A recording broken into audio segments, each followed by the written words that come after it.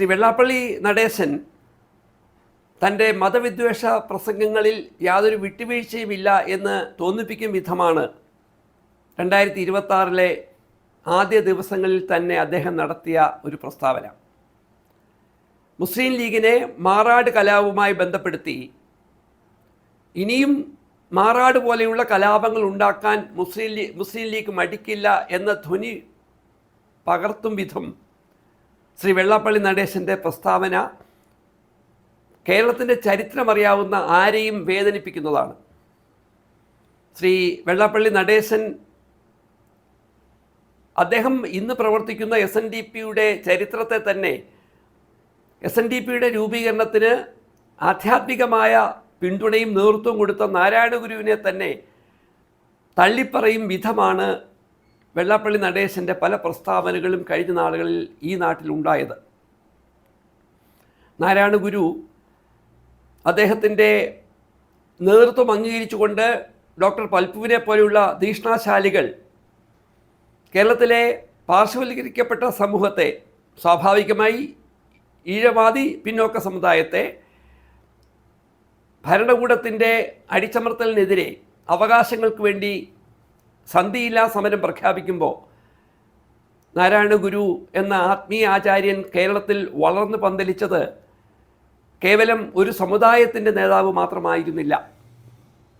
അങ്ങനെ അദ്ദേഹം നമ്മുടെ നാടിൻ്റെ ഒരു ആത്മീയ ഗുരുവായി വളരുമ്പോൾ അദ്ദേഹം തന്നെ പറഞ്ഞ കാര്യം, SNDPയുടെ ഭാഗമായി SN ട്രസ്റ്റിൻ്റെ പ്രവർത്തനങ്ങൾ തുടങ്ങി വെച്ച കാലത്ത് തന്നെ ഈ സമുദായ സംഘടന ഈഴവരുടെ സ്വകാര്യ പ്രശ്നങ്ങൾ പരിഹരിക്കാനുള്ളൊരു വേദിയല്ല എന്നതുകൊണ്ട് തന്നെ ഈ സംഘടനയിലേക്ക് മറ്റ് സമുദായത്തിലെ അംഗങ്ങളും ഉണ്ടാകണമെന്ന് അദ്ദേഹം ആഗ്രഹിക്കുകയും അതിൻ്റെ ഭാഗമായി കേരളത്തിൽ SNDPയുടെ ഏറ്റവും ശക്തമായ പ്രദേശമെന്ന് ഇന്നും നമ്മൾ കരുതുന്ന കൊല്ലം ജില്ലയിലെ ഏറ്റവും പ്രമുഖനായ ഇസ്ലാമിക വിശ്വാസിയും സമ്പന്നനും വ്യവസായിയുമൊക്കെയായ തങ്ങൾ കുഞ്ഞു മുസ്ലിയാർ എന്ന ആ മനുഷ്യൻ ഈ പറയുന്ന SN ട്രസ്റ്റിൻ്റെ ഭാഗമായി മാറിയിട്ടുണ്ട് എന്ന് ചരിത്രത്തിൽ നമുക്ക് വായിക്കാം.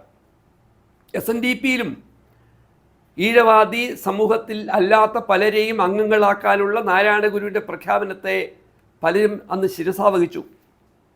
അതുമാത്രമല്ല, ശ്രീ തങ്ങൾ കുഞ്ഞു മുസ്ലിയാരെ പറ്റി പഠിക്കുമ്പോൾ മനസ്സിലാകുന്നത് ഇന്ന് SNDPയുടെ ഏറ്റവും അഭിമാനകരമായി മാറിയ കൊല്ലം SN കോളേജിൻ്റെ നിർമ്മാണ ഘട്ടത്തിൽ അദ്ദേഹം അന്ന് 5000 രൂപ എന്ന് പറയുന്ന വലിയൊരു തുക നൽകി ആ SN കോളേജിൻ്റെ നിർമ്മാണത്തിൽ അദ്ദേഹം നൽകിയ ആ പിന്തുണ ഇന്നും കൊല്ലം നിവാസികൾ അഭിമാനത്തോടെയാണ് ഓർക്കുന്നത്.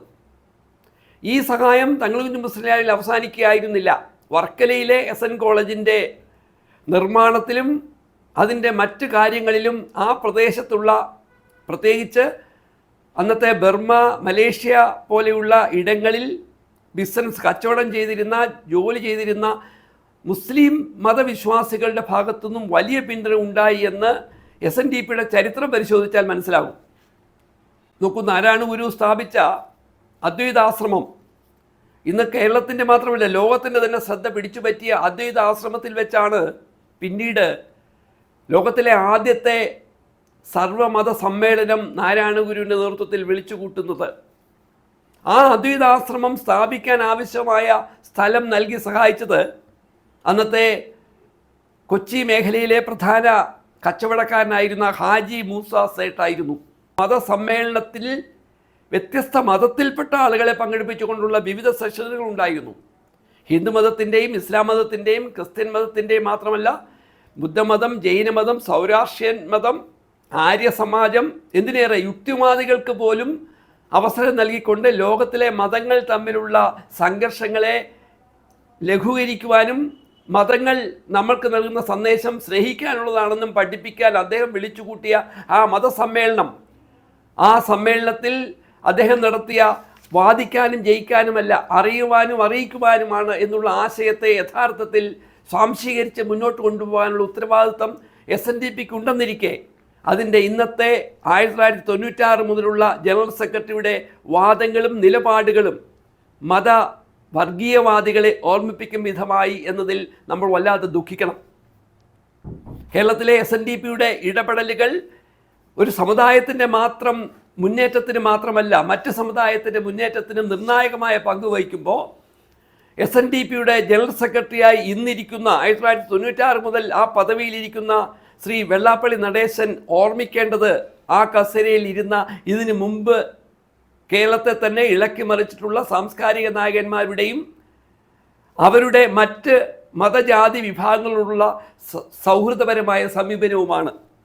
CV കുഞ്ഞിരാമനെ പോലെയുള്ള ആളുകൾ, അതിനു മുമ്പ് കുമാരനാശാനെ പോലെയുള്ള ആളുകൾ ഇരുന്ന ഒരു കസേരയിൽ ഇരുന്നു കൊണ്ടാണ് നാരായണ ഗുരുവിനെ പോലെയുള്ള ഒരു മഹാനായ വ്യക്തിയുടെ ആശയങ്ങളെ പൂർണ്ണമായും തള്ളിക്കളഞ്ഞ് വർഗീയ വിഭാഗീയ ചിന്തകൾ ഉണ്ടാക്കാൻ ശ്രീ വെള്ളാപ്പള്ളി നടേശൻ ബോധപൂർവമായി ശ്രമിക്കുന്നത്.